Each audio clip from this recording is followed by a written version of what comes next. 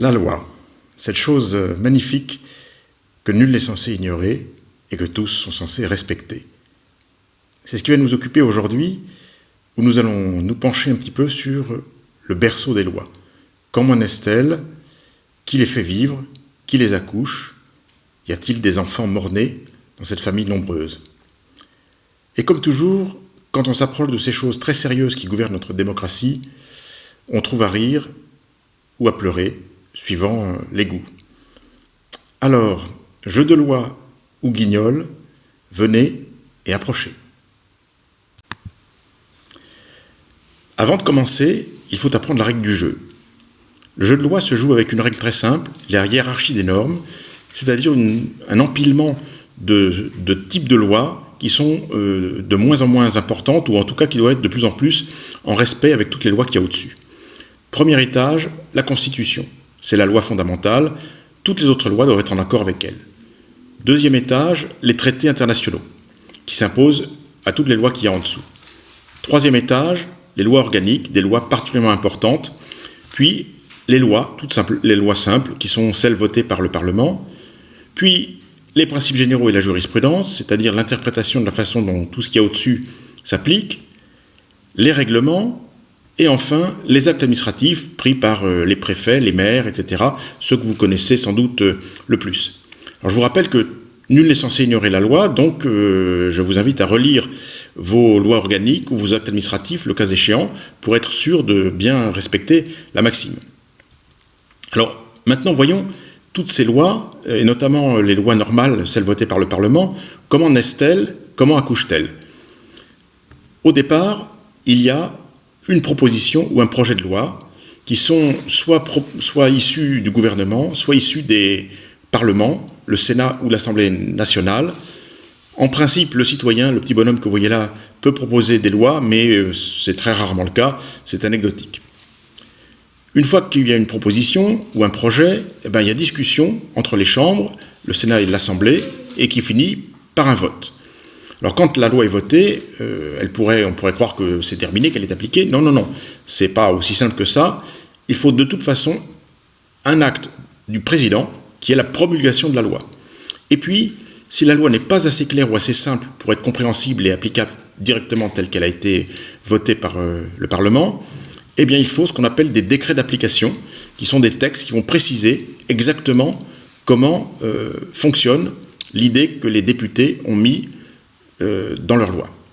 Alors, l'application des lois et leur entrée en vigueur véritable dépend en fait du fait qu'il y a ou pas besoin de décret d'application.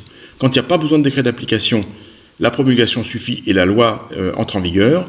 Quand ce n'est pas le cas, il faut attendre que les décrets d'application soient écrits pour que la loi entre en vigueur effectivement. Et on va voir que ce n'est pas une mince affaire. Alors, de quoi parle-t-on ensuite en nombre ou en volume? Vous voyez, environ cinquantaine de lois nouvelles par an, et avec 20, ou plutôt en fait 40 articles par loi, sachant que chaque article peut avoir besoin de son propre décret d'application. Donc on commence à comprendre qu'il y a un certain volume législatif produit chaque année. Si on creuse un petit peu plus, on se rend compte qu'effectivement, quand on passe à l'étage des décrets d'application, c'est ce que vous voyez au-dessus, c'est environ 10 fois plus d'articles que les textes de loi eux-mêmes, et environ 5 fois plus de mots, et qu'en nombre de mots, comme vous le voyez en dessous, ça représente, suivant les années, entre une bonne dizaine et une grosse vingtaine de romans, de gros romans de 350 pages, écrits petits, à lire pour pouvoir être au fait des nouveaux textes de loi qui apparaissent. Et vous voyez, c'est la barre rouge par rapport à la barre bleue en bas, que le volume produit en termes de décret d'application est colossal par rapport à la loi elle-même. Autrement dit, les députés ne font qu'une toute petite partie du boulot nécessaire pour que la loi entre en vigueur. Alors, ça a entraîné bien sûr des problématiques de délai de mise en œuvre des lois, parce que pour écrire 10 fois plus de choses dans les décrets d'application que ce qu'il y a dans la loi, il faut que l'administration se remue, et quelquefois, il y a du retard à l'allumage. Alors c'est un problème qui ne date pas d'hier, et du coup le Sénat s'en est préoccupé. Dès 1971, ils ont mis en place des dispositifs avec des discussions avec les ministres, etc., enfin des choses, vous voyez, sérieuses et importantes. Mais comme ça n'avançait pas encore assez vite, en 2011, ils ont décidé qu'ils allaient créer une commission permanente pour s'occuper de ça. Très bonne idée, tellement efficace que d'ailleurs elle a été supprimée en 2014. Sans doute elle fonctionnait trop efficacement et on s'est dit que la machine allait s'emballer effectivement. Je ne sais pas pour vous, moi en fait je n'avais jusqu'à là jamais entendu parler de ça, jamais vu ces rapports, jamais été invité ou conscient même d'une séance publique de ces affaires-là, et donc je n'avais pas la moindre idée de l'efficacité de la proposition et de la construction des lois. Alors, comme le Sénat avait pris la barre le premier sur cette affaire-là, le Parlement s'en est occupé aussi. Après tout, ils se sont quand même impliqués aussi. Et ils ont, depuis 2004, des systèmes un peu équivalents qui ont été quand même contrôlés par le Conseil constitutionnel. Hein, c'est sérieux, il faut que toutes ces affaires qui touchent au contrôle de la loi soient elles-mêmes conformes à la loi. Et donc, le Conseil constitutionnel nous a rassuré, effectivement, ce système est bien légal, il est constitutionnel, mais à condition qu'il ne bouscule pas le gouvernement et qu'il le laisse éventuellement prendre les retards qu'il prend s'il n'a pas les moyens. Faut quand même pas rigoler, chacun son rôle, et qu'on laisse les moutons continuer à tourner à leur vitesse. Pareil, qui connaissait toutes ces affaires-là, franchement, pas moi en tout cas. Alors, ensuite, en termes de performance du système, tout le monde ne voit pas la même chose. Le gouvernement est très clair. Son objectif, c'est qu'au bout de 6 mois, les lois soient promulguées complètement, exécutées, et que les décrets d'application soient écrits. Le Sénat, comme on l'a vu, constate que malheureusement, ce n'est pas le cas du tout, et il constate même qu'il y aurait peut-être une préférence des ministères à mettre en avant ou à faire avancer plus vite les lois qui viennent du gouvernement, puis les lois qui viennent de l'Assemblée, et puis enfin, pauvres d'eux-mêmes, les lois qui viennent du Sénat, qui sont finalement, 1 an et demi après leur vote, seulement avancé beaucoup moins que les autres, comme vous le voyez ici. Alors quand on regarde, et c'est ce qu'on a fait pour vous sur une longue période de 12 ans, comme c'est indiqué ici, les lois et celles qui ont été complètement exécutées, il y a 287 lois qui ont fait l'objet effectivement de décrets d'application, et qui ont fini par être complètement exécutés, c'est-à-dire que tous les décrets d'application ont été écrits, mais comme vous le voyez, c'est pas au bout de 180 jours, c'est souvent sur des délais beaucoup plus longs, un peu en lien avec le nombre d'articles, mais pas forcément uniquement, et c'est ce qu'on voit ici, je dirais la fenêtre pendant laquelle le gouvernement vise à produire les lois, finalement n'est tenue que pour un nombre assez faible de lois, donc on a clairement un système qui a du mal.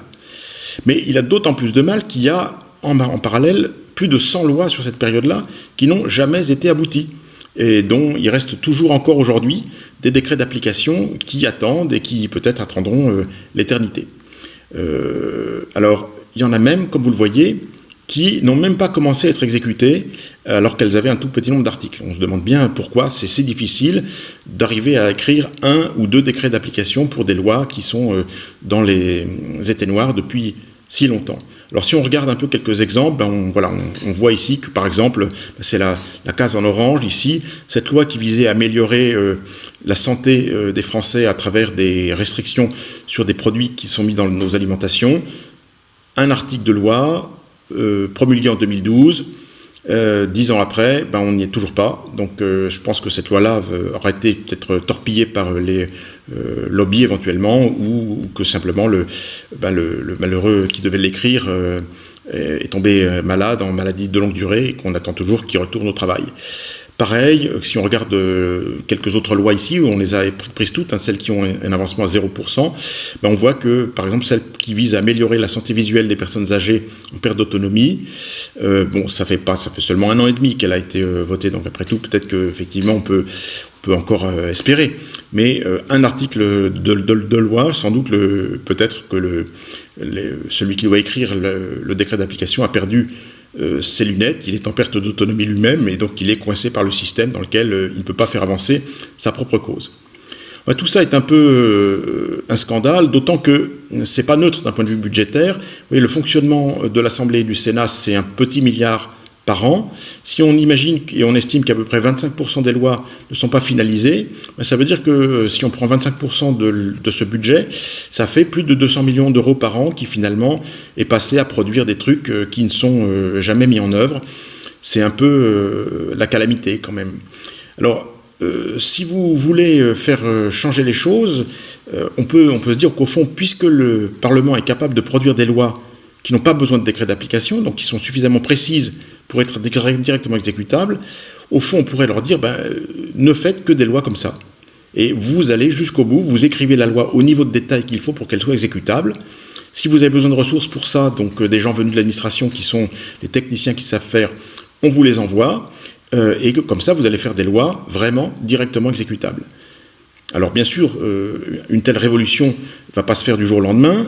Par contre, en attendant, on pourrait dire, en attendant, rendez tous ces chiffres de non-aboutissement ou d'avancement ou de performance de la production de la loi beaucoup plus visibles, en les faisant afficher de façon très claire et très visible sur tous les sites web de ministères.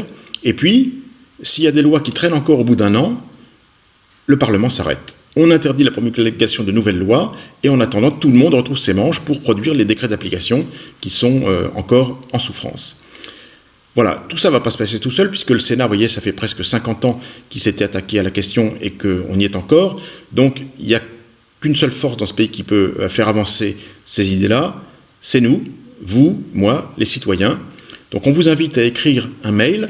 Donc, voilà un texte qu'on vous propose ici, vous pouvez le reprendre et l'écrire pour proposer les 3 mesures qu'on a évoquées juste avant.